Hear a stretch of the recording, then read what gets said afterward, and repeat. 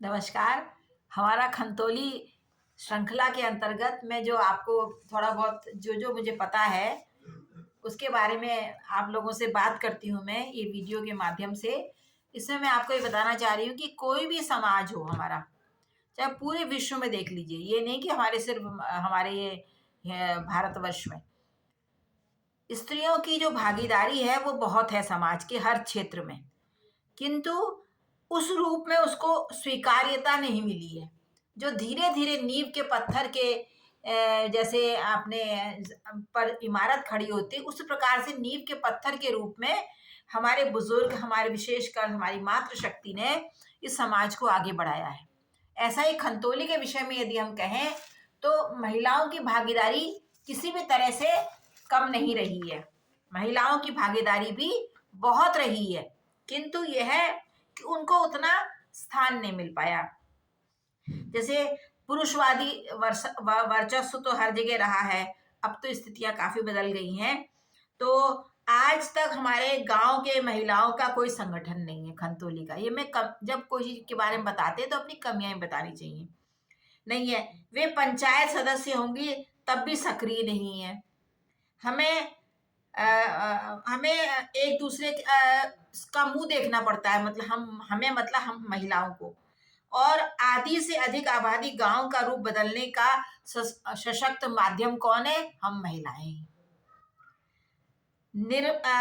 अच्छी धनराशि स्वरूप मिल रही है, मतलब अच्छा स्वास्थ्य, अगर गांव को स्वच्छ रखें तो उसके लिए एक धनराशि का भी आयोजन है सरकार की ओर से, जिसमें महिलाओं की भागीदारी सर्वाधिक है।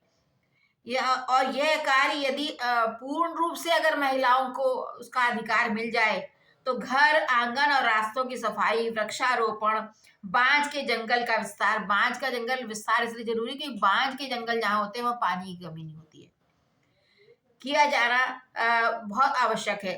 साग, सब्जी, फल, दूध उत्पादन में महिलाओं को यदि प्रशिक्षित किया जाए, जो जो थोड़े से पटांगण के पत्थर उखाड़ के ही जो थोड़ा बहुत बो लेती हैं और बहुत कुछ प्राप्त कर लेती हैं, तो अगर उनको शिक्षित किया जाएगा इस विषय में, तो कितना अधिक वो उत्पादकता नहीं बढ़ेगी उस गांव की। इसके अलावा साग, सब्जी, फल, दूध के हो ही गया, प्रशिक्षण मिलना चाहिए। कताई, बुनाई, सिलाई की व्यवस्था से उन्हें रोजगार से जोड़ा जाए। अगर गांव के लोग जोहार दारणा की महिलाओं को देखें, जोहार दारणा जो उत्तराखंड के ही हैं, देखें तो उन्हें इसका महत्व सहज ही प्राप्त हो जाए कि कितना कितना वो हस्तकला से कमा पा रही हैं।